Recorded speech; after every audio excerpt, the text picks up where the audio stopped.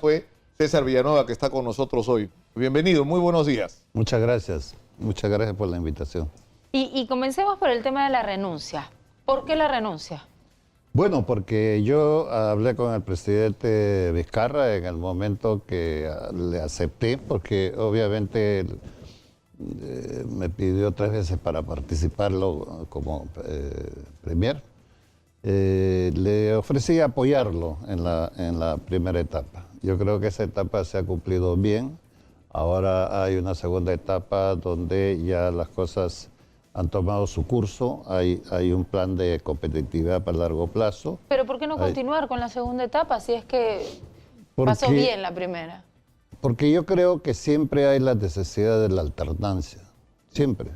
Yo he sido partidario permanente. Los cargos no deben afincar a las personas, sino hay la necesidad de los recambios.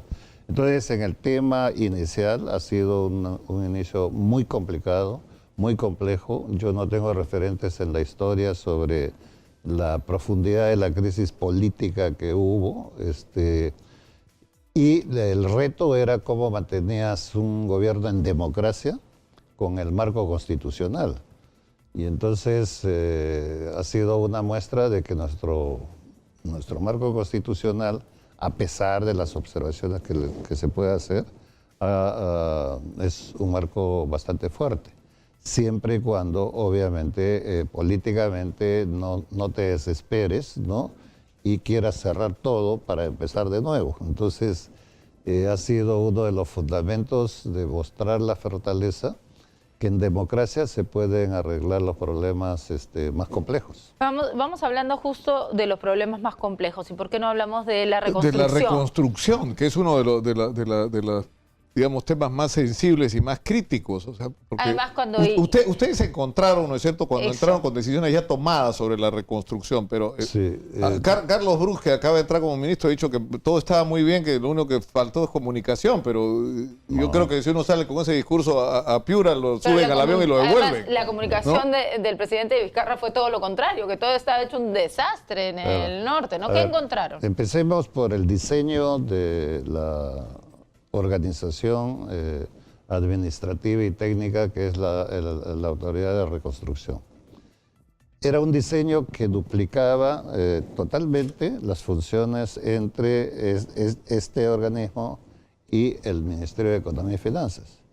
Si de eso se tratara, simplemente no se hubiese puesto una organización intermedia para hacer exactamente igual lo que ya hace el Ministerio de Economía y Finanzas.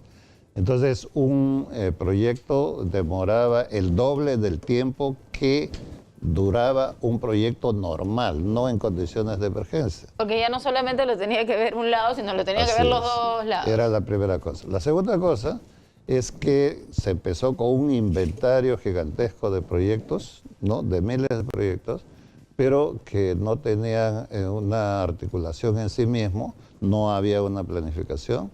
Y segundo, que eran solamente ideas de proyectos, no eran expedientes de proyectos mínimas. O sea, no había una estrategia. No había los lineamientos básicos. Pero lo que no se entiende, César, es, porque nosotros hemos seguido este tema muy de cerca, y cuando uno habla con la gente de los colegios profesionales, de las facultades de ingeniería, de las ingenierías de las universidades de las zonas normalmente afectadas, o uno habla con gente como Pedro Ferraz, con la gente de Predes, o sea, gente que hace 30 años, 40 años está trabajando el tema de la prevención en el Perú, y la pregunta es, ¿por qué no entregarle a esta gente la responsabilidad de hacer lo que ellos saben que hay que hacer? Porque en este país tú creas para cada cosa un mecanismo nuevo y no tiene en cuenta las referencias anteriores como para tomar las bases de eso. Eso es así de sencillo. Entonces, cuando se dice, no, es solamente comunicación, no es verdad. Porque el tema, cuando nosotros entramos, lo primero que hicimos fue pedir facultades especiales para poder modificar este diseño. Porque si no, no hubiésemos podido avanzar. El problema que tienes además encima, aparte de escoger a la gente adecuada para conducir este tipo de organismos, todas las dificultades que hay con los mecanismos. Es decir, por ejemplo, en el caso de los colegios, resulta que están haciendo, de los colegios que debían ser reconstruidos, están en el expediente técnico. Claro. Y ya tenemos encima otra vez el problema de la lluvia. Por eso es que originalmente un proyecto de un colegio, de un puente, de una carretera, de una posta, duraba más de 1 año y medio para hacer el expediente. ¿Por qué tenías que pedir el permiso a LANA, que es el organismo del agua? Tenías que pedir permiso a ver el tema de los temas culturales, tenías que pedir permiso a todo el mundo, del tema ambiental. Entonces, cada uno de estos organismos que tienen que dar estos permisos tienen su propia dinámica y sus propios tiempos. Entonces, no se podía acelerar esos procesos. Por eso es que, si me permites un segundo solamente, pedimos el cambio de diseño para cambiar eso. Entonces, de 1 año y medio de tiempo se ha cambiado más o menos a 60 días, que es diferente. Entonces, ahora, ¿qué pasa por delante? Si ya lo has cambiado rápido, ahora lo que pasa es el nivel de ejecución que hay a nivel de ejecución de gobierno local, gobierno regional y gobierno... Claro, pero lo que no se puede decir es que todo está muy bien y faltó comunicación. El problema es que estás en el proceso de cambiar la comunicación. Ustedes llegaron y dijeron, no se ha hecho nada, se ha perdido el tiempo. Ya, entonces, desde que ustedes llegaron, ¿qué se hizo? Se ha modificado este diseño. Se han acelerado los procesos de formulación de proyectos. Por lo mismo. Se ha financiado los proyectos. Y cuando nosotros entramos había una inversión de cerca de 700 millones en el tema de reconstrucción. Cuando nosotros tomamos la posta hasta el 31 de diciembre del 18, nosotros hemos invertido cerca de 4.000 millones de soles en ese periodo. En ese periodo de 9 meses prácticamente. Entonces, ahora nosotros hemos planificado una inversión de 7.000 millones para el 19, pero está perfectamente encajonado en el tipo de proyectos, en el sector que tiene que ejecutar y los ejecutores, gobiernos locales, gobiernos regionales y ministerios muy bien definidos. Ahora toca la velocidad burocrática para ejecutarse. Para hacer lo que hay que hacer ahora. Y se va a hacer porque en estos momentos, a esta fecha de haber iniciado el año, ya se ha transferido una inversión de cerca de 1.800 millones de soles. Entonces está empezando un cronograma que se va a cumplir financieramente. Ahora, eso físicamente tiene que tener la misma velocidad posible de ejecución. Debería. Bueno, vamos a ir a la pausa, si nos lo permite, César Villanueva, y regresar para hablar de un tema que muchos interpretaron como la razón de la salida de César Villanueva, que es el tema de las bambas. Es decir, si había que sacar con policías y militares a la gente que está bloqueando ¿no es cierto?, la carretera o no, y si eso es un tema de conflicto, porque la Sociedad Nacional de Minería está, ¿no es cierto?, pero eso nos lleva, como en el caso de la reconstrucción, que cuando estás enfrentando un problema te enfrentas con los grandes problemas del país, la burocratización, la ineficiencia, la corrupción, ¿no es cierto?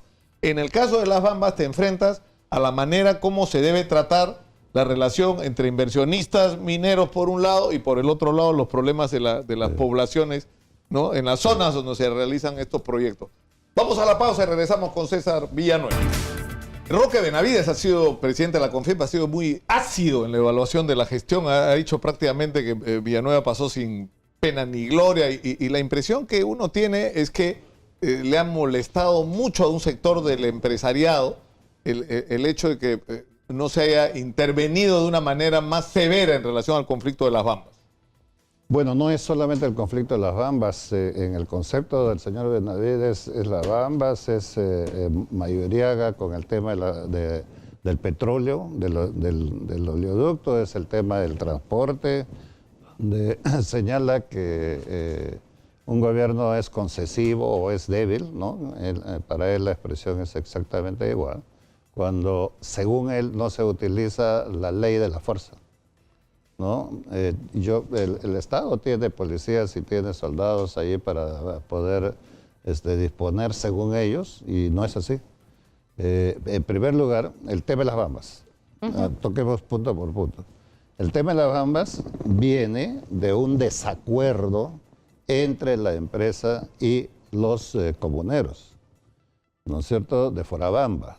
Y allí el desacuerdo también es un mecanismo mal utilizado, pero al fin utilizado por el Ministerio de Transportes, de pagar el área que utiliza una carretera, ¿no es cierto?, nacional.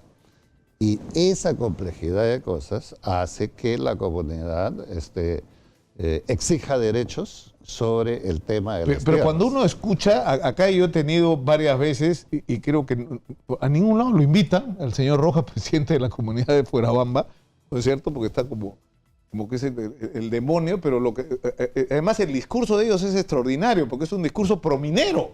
O sea, no son comunidades que están en contra de los proyectos, están a favor. Lo que dicen es páguenos lo que corresponde. Entonces, le deciden cambiar del mineroducto como procedimiento para sacar el mineral a sacarlo con camiones. Y para sacarlo con camiones deciden hacer una vía atravesando la propiedad de la comunidad. Entonces, lo razonable es que te compensen por eso. Y para no compensarles, la actitud del Estado es: no, vamos a declararlo vía nacional. Entonces nos pasamos por encima, ¿no?, la obligación de que la empresa compense. O sea, sinceramente, uno escucha a Rojas, no es justo. Ya. ¿no? Yo te puedo decir con conocimiento de causa, ni en el caso de la minería, ni en el caso de petróleo con las comunidades nativas, hay una posición anti de la gente.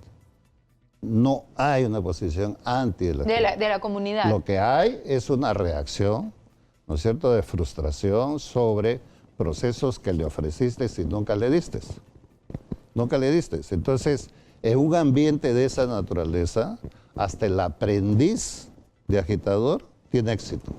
Por supuesto. Tiene éxito, ¿no es cierto? Entonces, lo que tiene que tener es la humildad de la empresa, la humildad del propio Estado, de que tú necesitas establecer un mecanismo de articulación social, ambiental, con el tema de la explotación. ¿Es bueno tener minas? Es bueno. ¿Es bueno explotar el petróleo? Es bueno. ¿Es bueno explotar el gas? Es bueno. Porque en este país tan rico en esos recursos naturales, no te puedes dar el lujo de tener riqueza en el subsuelo y pobreza en la superficie. Pero en este caso de Fuerabamba, de la comunidad, ¿qué ha hecho el Estado para hacer una solución justa para la gente? Lo que está haciendo en estos momentos es trabajando una mesa de diálogo donde está próximo a buscar una solución por el lado de los acuerdos del diálogo. Claro, porque si tú metes, la ley te permite, si declaras en emergencia, tú puedes meter 1,000 policías, 2,000 policías allí, resuelves librar la carretera, pero vas a tener que dejar los 1,000 policías permanentemente. Claro, pero ese es el problema. El problema es cuál ha sido la soluciona. actitud de los funcionarios gubernamentales en relación a este tipo de conflicto, ¿no es cierto? Que han actuado, aunque suene duro, como guardaespaldas de los intereses de las empresas, cuando debería ser al revés, deberían ser los guardaespaldas del interés ciudadano, de lo que es bueno para los peruanos, para la gente que vive ahí, para, ¿no es cierto?, para el interés nacional. Pero, o sea, se perdió pero que también no es solamente la solución del conflicto per se. La PCM tiene un archivo gigantesco de actas firmadas entre el acuerdo de las comunidades, las empresas, el Estado, que no se cumplen. ¿Y por qué no se cumplen? Porque todos estos acuerdos es un apagaincendios que no son vinculantes al presupuesto. Y mientras no sea vinculante al presupuesto, tú no vas a poder invertir en las escuelas, en las postas clínicas. Por eso es que ocurre que se firman actas de compromiso que no se cumplen y la gente, ¿no es cierto? Entonces tú tienes que sacas la riqueza de allí, oro, cobre, plata, cualquiera que sea el producto, pero las condiciones de vivencia de las poblaciones siguen exactamente igual. Entonces esas cosas hay que mirarlas previamente para encontrar responsables y para decir, yo meto la fuerza para la justicia. ¿Justicia de qué? ¿Justicia de qué? De que estás sacando la riqueza de las comunidades, le estás dejando el polvo de la pobreza y encima no le devuelves. El sistema del canon es un sistema que hay que reformar, porque es un mecanismo que no logra ser un mecanismo funcional. Además, es cierto también que hay un enorme nivel de ineficiencia en la ejecución del gasto, porque tienes el canon y mucho dinero se devuelve o se malusa, ¿no es cierto? O hay la tragedia nacional de la corrupción, ¿no? Independiente de eso, lo que te quiero decir es Tiene que tener un Estado que tenga tres patas bien definidas. El Estado, las empresas y las comunidades. El acuerdo tiene que ser en conjunto. El Estado tiene que ser un árbitro. No puede ser el defensor de un lado o del otro. Tiene que ser un árbitro que en justicia pueda decir, ok, sacamos riqueza de esta zona, vamos a devolverle en servicios, en escuelas, en carreteras, en lo que sea, pero eso no está sucediendo. En otros temas, cuando ha entrado Salvador del Solar, muchos políticos y mucha gente ha dicho, ¿no? Esperemos que tenga más capacidad de concertación. Y eso suena como una crítica directa, así como que todos voltean ya a mirarlo a usted como Villanueva. Exacto, Villanueva no tenía entonces capacidad de concertación. Ha sido muy difícil con las fuerzas políticas. ¿Ah? Mira, ha sido lo más complejo, pero al mismo tiempo yo soy un hombre absolutamente optimista y estoy saliendo con mucho gusto ahora a cumplir mis funciones congresales, porque a pesar de esta crisis, a pesar de la visión que puede tener cada grupo político, hay opciones para buscar el consenso. Si no, no estaríamos ahorita en democracia. Si no, no estaríamos en democracia. Entonces, ¿qué es lo que hay que hacer? Lo que hay que hacer es buscar los consensos poco a poco, no atropellar a nadie. Entonces, para no atropellar a nadie, un concertador no puede estar en la televisión y en la radio todos los días. El concertador se maneja en un perfil bajo para dejar que los actores sean aquellos que los protagonistas. Bueno, ahora que todo este tema de los roles está tan de moda con Salvador del Solar de presidente de Consejo. Ahora, pero eso también ha sido una crítica, ¿no? La comunicación. Yo tengo una pregunta que tiene que ver con las razones o no de la salida de César Villanueva, que es todo el tema en el que se han visto envuelto Martín Vizcarra. Es decir, resulta que Martín Vizcarra fue proveedor de Conirsa, resulta que Martín Vizcarra tenía una empresa con su hermano que se consorció con Obrainsa, que es una de las empresas metidas en el Club de la Construcción, que litigaron con el Estado y tuvo que intervenir un árbitro, ¿no es cierto?, que los favoreció. Es decir, la cosa se empieza a complicar, ¿no es cierto?, que el presidente en su momento fue jefe de campaña de Peruanos por el Cambio, que recibió dinero como partido, ¿no es cierto?, al igual que Fuerza Popular. Él dice que él no sabía nada. O sea, la cosa, digamos... O sea, había la versión Villanueva se molestó porque mucha de esta información ni siquiera la conocía. Bueno, se dicen muchas cosas del chismoso mundo de la política peruana, pero ¿no? Pero el mundo de la política son ¿Hay estas noticias que lo sorprendió? No, originalmente por supuesto que no sé la vida de todos, ¿no? Pero qué han hecho, qué no han hecho. Pero luego, conversando con el presidente Vizcarra, cada uno de los detalles, no está absolutamente metido en nada de ello. O sea, no hay una intransparencia en aquellas relaciones. ¿De eso está convencido César Villanueva? Yo estoy convencido. Tan convencido que yo he dicho... O sea, que Vizcarra tiene las manos limpias. Yo creo que sí. Absolutamente que creo que sí. Yo sin vacilar he dicho, pongo las manos al fuego por Martín Vizcarra. ¿Estás seguro? ¿Se lo puedo volver a preguntar? Sí, yo creo que sí. Yo creo que no se lo hemos preguntado y lo ha dicho, pongo las manos al fuego por Martín Vizcarra. Sí, o sea, me lo han preguntado hasta el último. Ahora, hasta la última conferencia de prensa de mi salida, porque de esa situación yo tengo la claridad de lo que hace Martín Vizcarra como presidente y ha sido como gobernador, ¿no es cierto? Entonces yo puedo dar fe de ello. Ahora, otro chisme malintencionado que había es que como César Villanueva ha sido presidente regional y Odebrecht ha hecho supuestamente obras en San Martín, en algún momento iba a aparecer su nombre vinculado, ¿no? Sí, he escuchado eso y más. Entonces, ¿puede aparecer su nombre? No lo sé de qué manera, porque hoy día yo al entrar a esta gentil invitación, leo el periódico y veo mi nombre en el periódico de que yo he aprovechado un poco... los gastos de representación. Los gastos de representación y eso es... Yo más que estar contestando, lo que pido es que se haga una investigación exhaustiva de eso para ver qué funciona y qué no funciona en el Congreso. Ahora, eso lo ha hecho y lo ha denunciado Jorge Castro, ¿no? El congresista Jorge Castro ha salido a decir que muchos congresistas, 100 congresistas, incluido usted, han cobrado sus gastos de representación y no han cumplido con sus funciones de representación en sus regiones a cabalidad, digamos. ¿Eso pasa? ¿Eso ha pasado? No creo. Allí lo que sucede es que hay un mecanismo que la administración te da adelantados los gastos que tienes que hacer. 2.800 soles. 2.600, algo de eso. Por ahí. 2.700, ¿no? Yeah.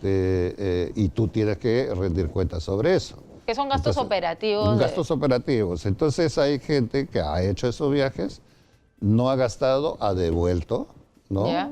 Y es la mecánica. Ahí, Leo, aunque haya devuelto, es delito. ¿Cómo va a ser delito si tú recibes una plata, no la gastas, estás obligado a devolverla? A devolver, rindiendo cuentas. Claro, el problema es que dentro de plazos razonables, pero en fin. Yo quisiera ganar, claro. Pero no, venía el ejemplo al hecho de que tú te encuentras con una noticia en el periódico de la cual tú no tienes arte ni parte, pero la única manera es que se investigue, que se vean las cosas, ¿no es cierto? En lo de San Martín Odebrecht. En San Martín Odebrecht, nosotros, los sanmartinenses, para no personificar en mí, le hemos ganado a Odebrecht 4 veces. La primera vez, ellos no ganaron la licitación directamente.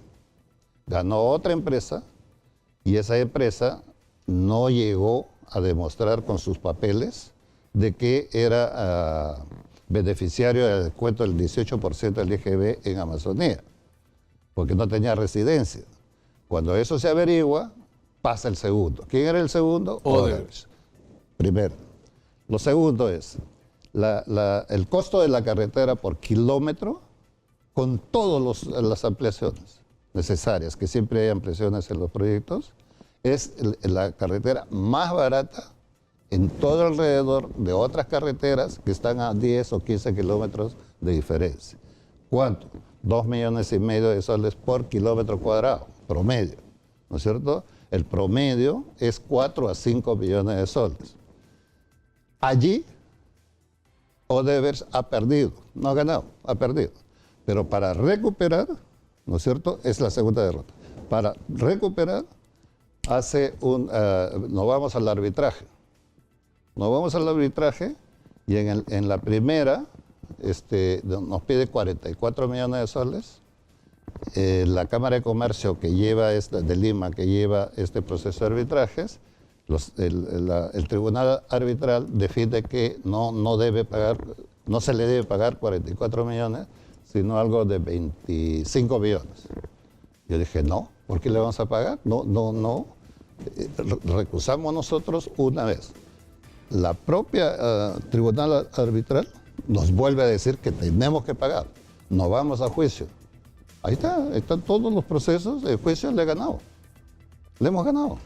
¿Y no se le pagó la compensación? No se le pagó. Se le pagó lo que tenía que pagarse. ¿Cuánto le hemos pagado? 220,000 soles, algo así. No los 40 millones que querían. No, 44 millones, imposible.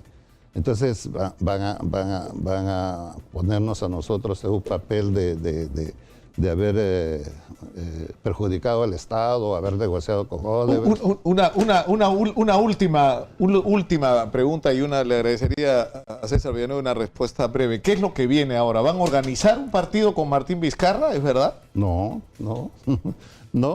hemos hablado absolutamente de eso. Míreme a los ojos y vuelve a mirar. No ha habido una pizca de conversación sobre eso. Segundo, Martín Vizcarra ha señalado 1 y 10 veces que no va a participar en las próximas elecciones. ¿Tienes a un Martín Vizcarra? ¿Y en eso también le cree totalmente? ¿Ah? ¿En eso también está segurísimo? Yo pienso que sí. O sea, no participa. No participa. Ya. Bien, muy bien. Muchísimas gracias por estar acá. Políticamente participar. Muchísimas...